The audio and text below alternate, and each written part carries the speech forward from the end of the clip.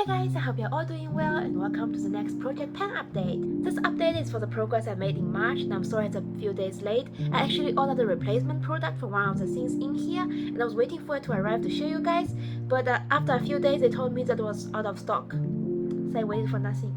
Anyways, let's get started with it. To start off, we have 3 lipsticks here and I've actually been loving this one a lot lately.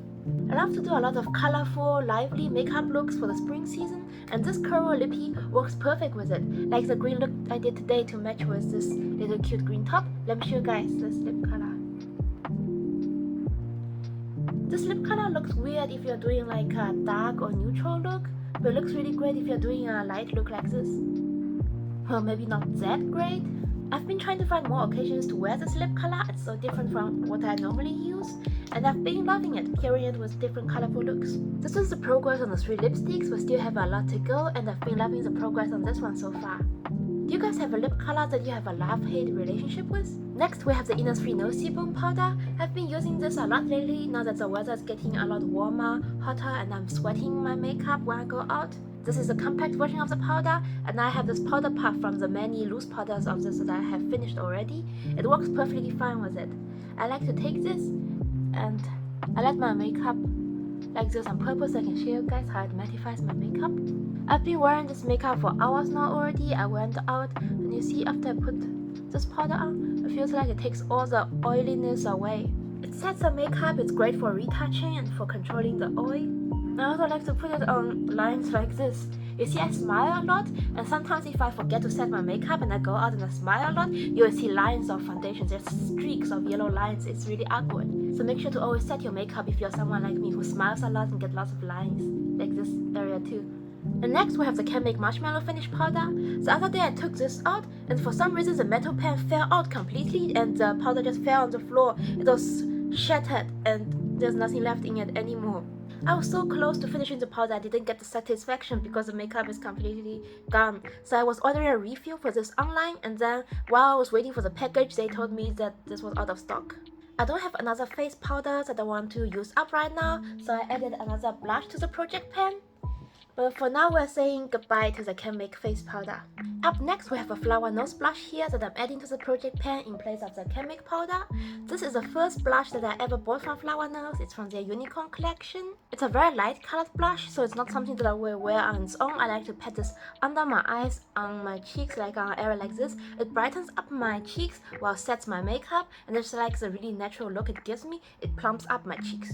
This kind of really light blushes have been really popular in China lately. A lot of people don't like them because of the lack of pigmentation, and also it's not the kind of style they're going for. What do you guys think of those Chinese blushes that are super light? Some people like them, some people don't. It's just a matter of personal preferences. I like to take a loose powder puff and then really rub it into the blush and then pat it under my eyes. I love the natural look it gives me. And for the Fenty Beauty highlighter, I made good progress on it again this month. I think the pen's already big enough to fit my little pinky. I love to see it. There's not much going on for the other side, the more blinding highlighters of it. I think there's like a little dent, but I have a lot to work on still. Let's use a bit of it. It's such a pretty highlighter. I'm just not the kind of girl that wears a lot of highlighter, you know? Do you guys have a favorite makeup product category? Like, do you love to wear blushes the most, highlighters the most, or something else? I think for me it's eyeshadow because there's so much I can do with it, and then I also love lip glosses, and I think blush comes up really close after that. Moving on to eyeshadow, we have the Romance Mahogany Garden palette, and guys, this pen have grew so much since I hit the little baby pen. You can almost see like 4 different blocks of the waffle. I've been working a lot on this shade as well. I'm not sure you guys can tell, but you can see the waffle print already. I look forward to hitting pen on more of the matte shades. The other day my friend came over and I did her makeup. She's a makeup lover and she has done makeup for many years before me already. And I was using all my favorite makeup products on her, including this one. She really loved how the makeup turned out. She asked me for the link of this palette. She bought this palette along with the lip creams that I used on her. I guess I'm really good at picking quality makeup products. And with the Nars blush, you guys know, same old, there's still no pen on this blush. I've been using this a lot lately, and I used this today as well before I went out. Now it's faded. Let's reapply some. It's a very pretty pink color.